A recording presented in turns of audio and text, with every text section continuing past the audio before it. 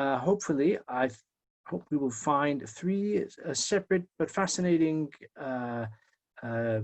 short presentations from my friend for the year, or ha-Hayyim, all of our friend for the year, or ha-Hayyim, and his, of course, we're dealing with the Parsha this week, Parshas Matot-Masei.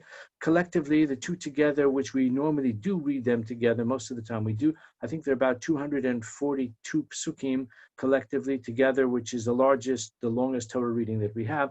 Having said that, the material in the two parshas, in some ways, is a bit technical, a bit repetitive, and so in terms of the subject matter, I'm not saying that we're struggling to find something to talk about by any means, but there are a number of, let's say, prominent themes which naturally present themselves when we consider the parsha of this week, Matos and Masei. So without further ado, we'll start actually at the beginning, as we often do. And if you look at Parshas Matos, if you have a Chumash with you, then by all means, please make use of it. As we've mentioned consistently in the past, or ha-Hayyim has a very close attention to detail, and for that reason, it's useful to have the text before you, as one can better appreciate his keen and astute insights. Okay, the parsha begins, Vaydaber Moshe el Roshei ha-Matos livnei Israel lemor. That's where the name Matos comes from. The word mateh is a staff or a tribe, and it has both meanings. The word shevet also. Shevet is also a tribe and also a staff.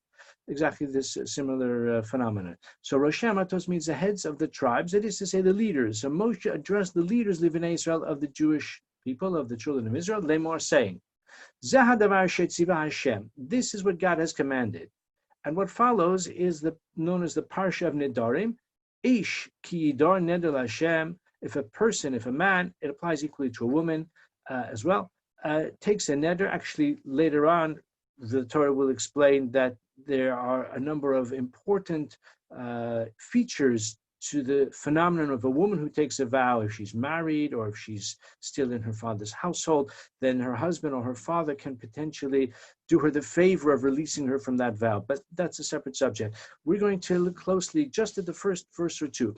So Or ha-Hayyim asks, why was this mitzvah addressed to the heads of the tribes? Most of the time, Hashem says to Moshe, speak to the children of Israel. Tell them this is the mitzvah, or this is the immediate command or instruction, or whatever needs to be communicated. Moshe speaks to the children of Israel collectively. Why does it say here, El Roshei ha-Matos livnei Israel? Moreover, the word lemor, or ha-Hayyim very frequently draws attention to the pertinence of the word lemor. We normally render it like we would say Moshe spoke to the heads of the tribes of the children of Israel. Lemor means saying. But actually, it's a bit redundant. If he spoke to them, then whatever follows is what he said to them. So although the phrase is very, very conventional, it says, or ha-Hayyim, and we find this in other sources. Well, lemor normally means to say to someone else. So again, Vaydaber Moshe Rosh Matos livnei Israel, lemor means he's telling them, this is what you shall say to someone else. But or ha-Hayyim says, to whom shall they say it? It already says Matos livnei Israel, so we're talking about the heads of the tribes, and livnei Israel means to say to Bnei Israel. Why do we need lemor as well? Moreover, zeh hadavar, this is the thing. I mean, it's a bit redundant. It could just have left those words out. It could have said, Vaydaber Moshe el Roshei ha-Matos livnei Israel. Okay, you could have lemor. Asher tzivah Hashem, this is what God has commanded, or that which God has commanded, or you don't even need the last words that God has commanded. Just say, ki yidor ish, ki yidor neder, a man who takes a vow. Why do we need zeh hadavar asher tzivah Hashem? This is what God has commanded. Of course, it's not problematic, but it's unconventional, and it seems to be gratuitous, unnecessary, and of course, therefore, we have to wonder, what does it mean? Now, the expression zeh hadavar, and this we find often where that turn of phrase is found. Zeh hadavar normally means this and not something else. Lemeute. It comes to exclude. Zeh hadavar means this is what you shall tell them. There may be something else but you shouldn't tell them. Zeh hadavar. It limits it. It's like something you point to. It's like you designate or you specify, or maybe you limit the message to whatever the subject matter may be. That's what zeh hadavar suggests. So these are the questions. And lastly, he says we find in the Talmud, in the Mishnah actually, that the laws of Heter Nedarim are described as Poreach Ba'avir. They fly in the air, and they don't have anything upon which to rest. It's like a bird or a butterfly that flutters in the air, that hovers, doesn't have a fixed place. The meaning of that enigmatic turn of phrase, maybe colorful turn of phrase, is that the heter nedarim, that is to say, the means by which a person may be absolved of a vow, that is something which is obscure, although the Talmud elaborates on it, and there are many details that apply to it, but the source of those aspects is obscure within the text of the Torah itself. The Torah says, let's just read actually the next verse, Pasuk Gimel, Ish ki yidor neder Hashem o yishavar shva le'asor isar al nafsho, to restrict himself in some way. Lo yachel dvaro, he shall not profane his words. Kechol in accordance with everything that comes out of his mouth, he shall do. In other words, he shall keep his word. And it goes on, etc. So the essence of the mitzvah is when you take a vow, uphold your vow, fulfill your vow, don't profane it, don't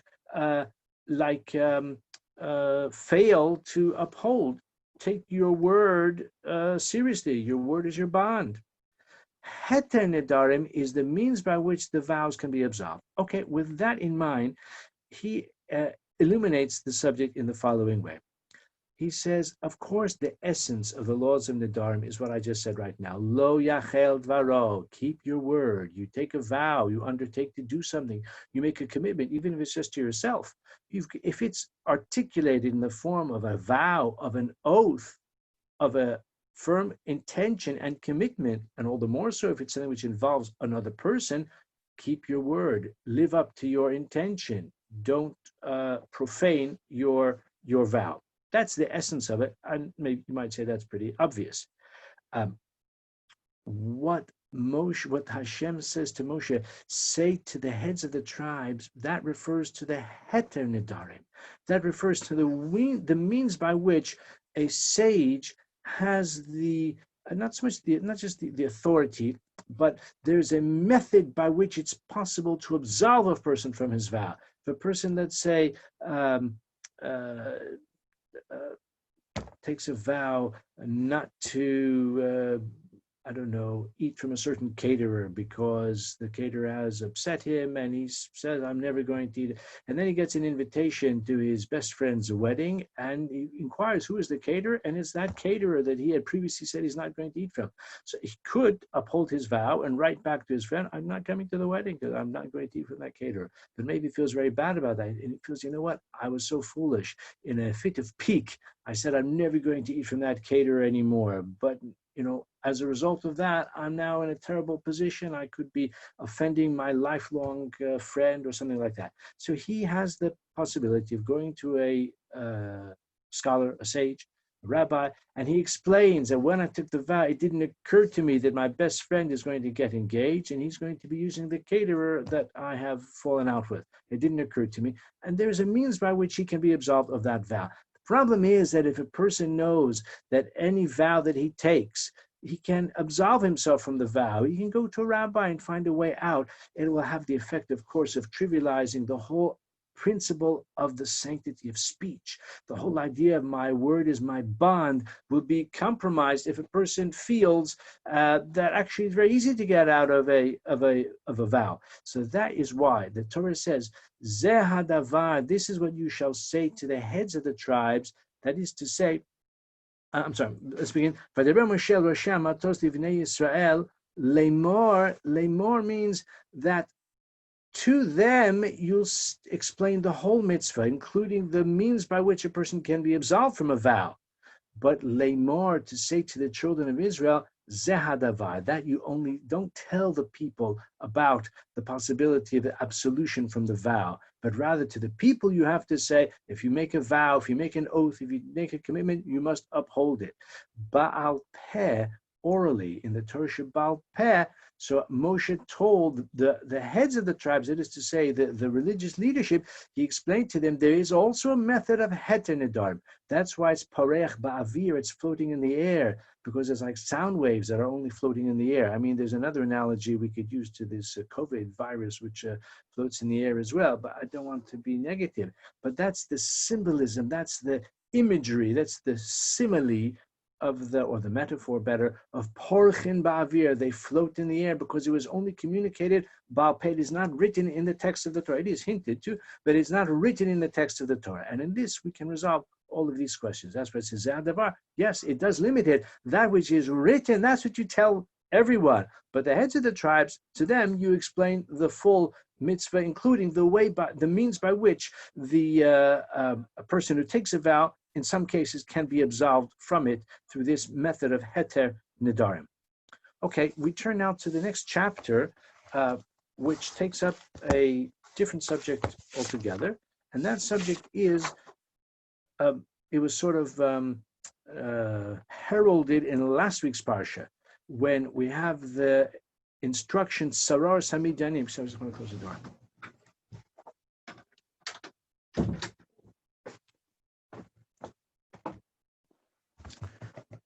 Saroras Hamidanim v'hikisem osam, and now in our parsha we have the instruction to initiate the battle against the Midianites because of what they did to the Jewish people, leading to the death of 24,000 men. According to ha-Hayyim, actually there were many more casualties as well. Those are the 24,000, all from the tribe of Shimon, but possibly there were many other casualties as well, as we shall see. So we're turning now to chapter 31.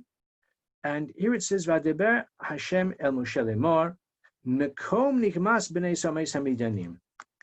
Avenge the vengeance of the children of Israel from the Midianites.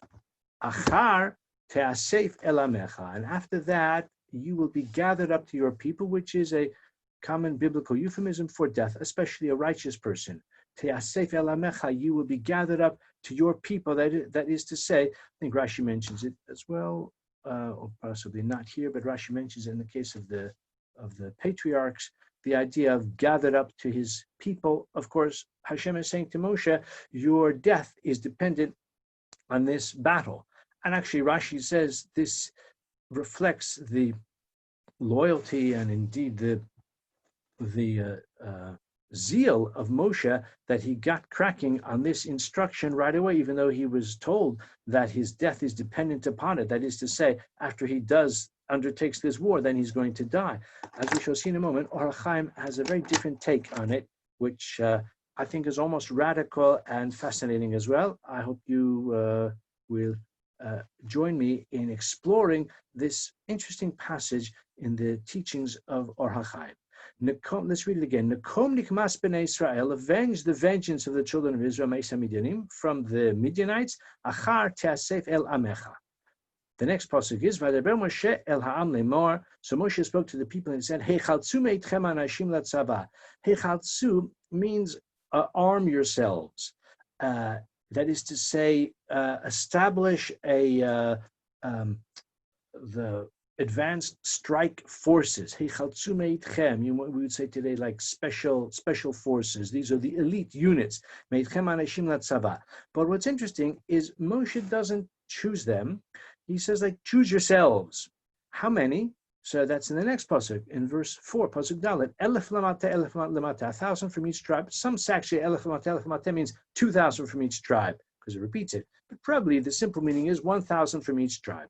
Now, who led this war? Who led this battle? I know everybody's on mute, so it's not so easy for you to tell me. I'm sure you all know. The battle was led not by Moshe, nor by Yehoshua, who we wouldn't expect to lead the battle, but is led by Pinchas. And we'd like to explain why that might be. So the first question is, why not Moshe? So you say, well, look, Moshe was a rabbi, he was a teacher, he was a prophet, he was the man of God. War is not for him. But it's not so. We find that he led the battle against Sichon and Og. In fact, there's a midrashic tradition that Moshe killed the Og himself. Moshe was also a warrior, especially when it's a mitzvah, I should say specifically when it's a mitzvah, then he was a warrior.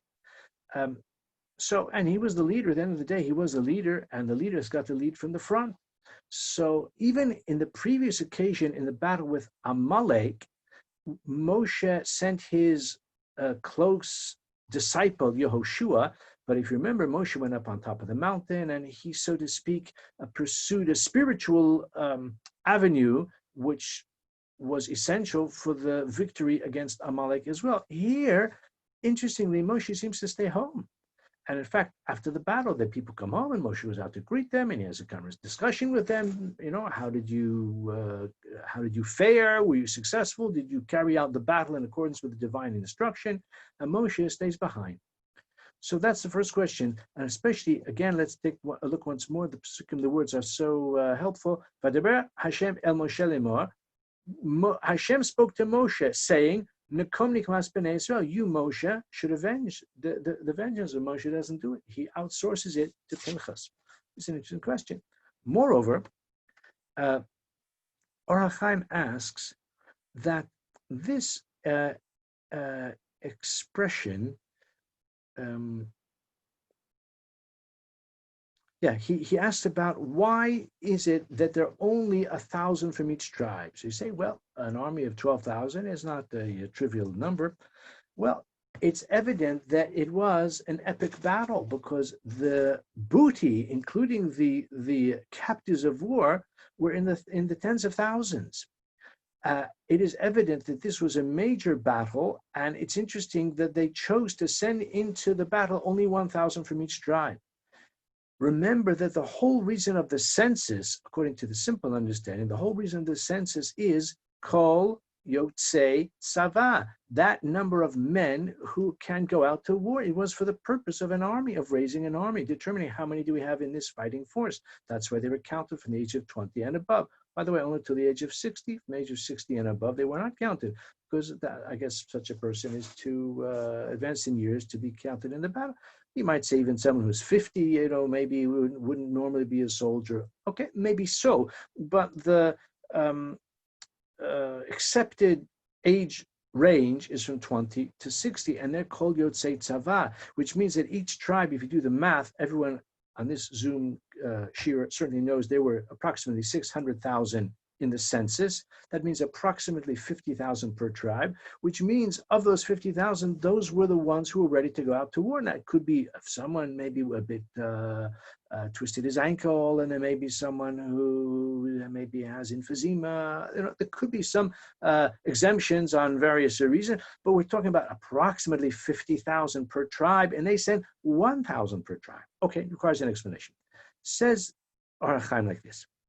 This word nekom, avenge, it can be understood in two ways. It can be understood to mean, undertake the battle. That is to say, wage war. Moshe, you've got to be in the front. You're the leader. The buck stops with you. But the word nekom can also mean formulate a strategy. Of course, the strategy has to be carried out as well. But it could be that Moshe's fulfillment of his mandate was to decide how to wage the war, who will go to war, how many soldiers we need, in what way to carry out this war, of course, hoping for and expecting divine assistance as well. Says Or ha-Hayyim, that's what Moshe did. And he also explains why Moshe didn't go out to lead the battle himself. The thing is this is a battle against an enemy that has proven its potency, an enemy that has wreaked havoc on the spiritual and moral standing of the Jewish people and led to widespread casualties and fatalities as well. The weapon that the Midianites used, although I'm sure they were able to deploy weapons of war also, but the weapon they had used so far was the seduction of the Jewish men by sending out their women, girls, and therefore it was essential that the soldiers who are going to battle against Midian were people of religious and moral and spiritual stature. He says that in the case of the Chet HaEgel, so we find that even the Kohen Gadol would never enter the Holy of Holies wearing any gold garments, the garments that the Kohen Gadol always wore the whole rest of the year. On Yom Kippur, when he went into the Holy of Holies, he didn't wear them. And we know very well why, because it's mentioned in the liturgy on, it's hinted to in the liturgy on Yom Kippur, Ein kategor ne'asas sanegor. The prosecuting attorney cannot become the defense attorney. Gold evokes the memory of the golden calf, and because of that association, the Kohen Gadol doesn't wear any gold. The point is that if a person or a nation has fallen prey to a moral depravity, then if he is in a state of danger and if he's doing battle with that same force that brought about his downfall, he needs to be sure of his own credentials. If he is compromised, if his own moral standing has been compromised because of his experience with those Midianite women, he is not the right one. He's not in a position to wage the battle against the Midianites. And if you say, well, how many of them could have been fornicating with the women? Actually, I mean, there's tens of thousands. So ha-Hayyim says it's not only the actors, it's also the thinkers. It's also the ones who fantasize, or the ones who say, hey, it's going to be my turn next. Anyone who was guilty, whether of action or, as we say, of the imaginative faculty, of the fantasizing about it, also is called chet b'machshava. It's transgression in the mind, and such a person cannot be assured of divine protection when he goes out to battle against Midian. He says this is why they only had 1,000 from each tribe, because it wasn't enough just to say, okay, who is righteous and who can come to battle. That is to say, the usual formula which the Torah mentions elsewhere, that in any case they would send home those who were felt they were weighed down by sin. But here it's a much higher threshold, and that's why evidently they don't even choose the 1,000 per tribe. They volunteer themselves. A person who himself knows that actually he was not untouched by the sin or by that temptation, he'll stay home. Only those who actually know in their own hearts that they were strong enough to resist even the temptation, even the as I said, the imagination, those were the ones who went forward, and that's why it was sufficient to choose 1,000 from each tribe. What about Moshe? So here is the novelty, almost the radical suggestion of ha-Hayyim. He says even Moshe himself was not completely, I don't want to say innocent, because I don't want to imply that he had a measure of guilt, but he did not cover himself with honor initially. When Pinchas approached him and said, Moshe, look what's happening around, what shall we do? Rashi says, take a look at Rashi at the end of Parshas Balak. We don't have time to turn to it, but make a note of it. It's chapter 25, verse 6. Divrei Maschil vehema bochim. Take a look at Rashi there, and you will see that Rashi says, Nis alma mimeno halacha. The halacha, that it's permissible, maybe even mandatory, to take vigilante action against this kind of harlotry. Moshe forgot. Moshe was stymied. Maybe because, as Rashi also mentions, Moshe himself had married a Midianite girl many years before. His wife Tzipporah was righteous, but the fact remains that he himself was a bit compromised, and he somehow did not act quickly enough or decisively enough to prevent the death of 24,000 men. Pinchas did, and therefore only 24,000 died, or at least only 24,000 from Shimon. The point is that Moshe also was tarnished by this encounter with Midian, and therefore Moshe felt it wasn't right for him to be the one to lead the battle. That's why Pinchas did, because Pinchas is the one who began the battle with Midian. Pinchas is the one who turned the tide of the plague against that was brought about because of the harlotry with the daughters of Midian. Therefore, Pinchas was the one who led the battle against Midian in our parsha. But what he says further, which is even more of a novelty, which I think is very radical, but in a way very beautiful as well, this expression, achar te'asef el amecha, and afterwards you will be gathered to your people. So I'll just read you what ha-Hayyim says. Moshe's like destiny in the next world. It's radical. Moshe's destiny in the next world was tarnished. This event like left a stain on his legacy, even in the spiritual realm. And because Hashem is so exacting with the righteous, so Moshe, for all of his greatness, would he have been able to take his place with Abraham, Yitzchak, and Yaakov, other tzaddikim? Says ha-Hayyim, who knows? Maybe not. I'll read you a few words. I told you it's radical. I keep saying that. I'm shaking. There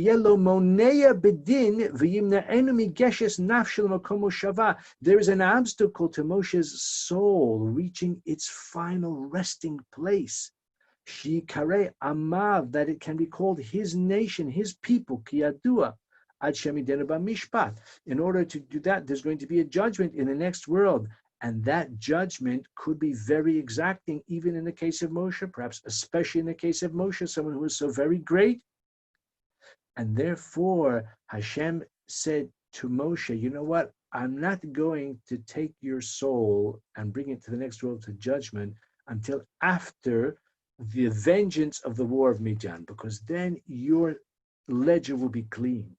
Because then the stain on your leadership will have been expiated, because you will have successfully, through the agency of Pinchas and the other thousands of righteous Jewish warriors, you will have avenged the Midianites, the Jewish people against the Midianites, and by so doing, this will be your tikkun, and as a result of which your soul will be able to be gathered up to its people. So whereas Rashi says we see the greatness of Moshe, he got cracking right away, even though Hashem told him, once this war is done, then your days are numbered. That's how Rashi says it. According to ha-Hayyim, it's just the opposite. Hashem did Moshe a favor by saying, I'm going to delay taking your soul and standing your judging you in the next world until after this has been accomplished, and that will be your tikkun. Okay, as I said, I think it's a beautiful and a novel approach. We have maybe a couple of minutes left if I take also into account the fact we started a couple of minutes after 8. Very briefly, I want to tell you about one of the passages which all religious Zionists know very well. And if anyone in this group is a religious Zionist, I know we have some for certain, and maybe we all are, we should all know this pasuk. And if you don't, then let me be the one to draw your attention to it. In Parashat Matot-Masei, the second half of the Torah reading for this week, in chapter 33, we have verse 53. It's a long chapter, and as I said, it's verse 53. Take a look. V'horashtem es haaretz v'yishavtem ba. You shall conquer the land. V'horashtem means to disinherit the those who are in the land. You shall claim your patrimony that Hashem has promised to your forefathers. And you shall dwell in it. Because you have given the land to inherit it. Says Rashi, this is an instruction to Moshe's generation, although Moshe himself would not live to fulfill that, to achieve that. But it's an instruction to that generation to conquer the land and to settle the land. Says Rashi, the instruction, take a look at Rashi, you shall conquer the land and drive out its inhabitants. And then then you will be able to dwell in the land. And if you don't drive them out, then you won't be able to remain in the land, because they will corrupt you. The insidious influence of idolatry, of immorality, of debauchery, of the pagan practices of the Canaanim, if you allow them to remain, they will. It will have the effect of undermining your own integrity, and actually, that's exactly what happened. So again, according to Rashi, it was an instruction to conquer the land, and it was a promise that if you do, then you will be able to live in the land, to dwell in the land. You'll be able to flourish in the land. According to Ramban, this is a mitzvah to live in the land of Israel. Ramban counts the mitzvah of Yishuv Eretz Israel among the 248 positive commandments.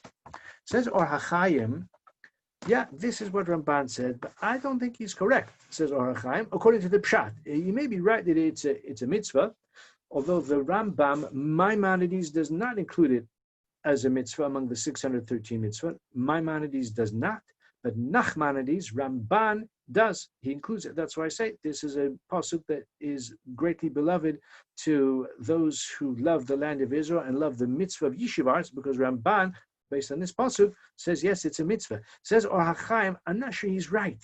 And he points out something very simple, that if you look again at this pasuk, again, Ramban says, "V'yeshavtem," but that's a mitzvah of dwelling in the land of Israel. Says ha-Hayyim, but if you look at the pasuk, the latter part of the pasuk, "Kilachem nasati es haaretz," because to you have I given the land, lareshes osa, to conquer it, to disinherit those who are there, the Canaanim, the ancient Canaanim. You are going to conquer them. You're going to drive them out. Lareshes osa means to conquer the land. According to Ramban, if the main part of this pasuk is to say that there's a mitzvah to dwell in the land, it should have said, "Ki lachem nasati es haaretz lasheves ba." I've given you the land to dwell within it.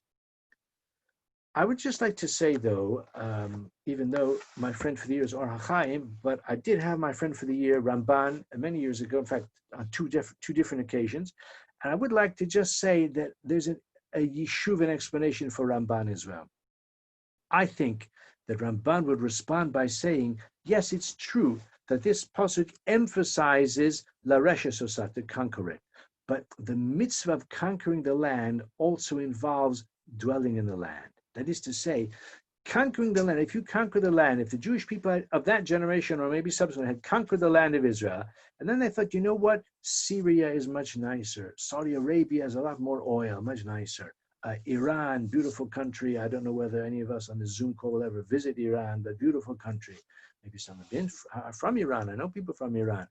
If the Jewish people at that time had said, well, what about Southern California? Beautiful Southern California. What if the Jewish people had said, you know what, we conquered land, but there are better lands. We're going to move to another land.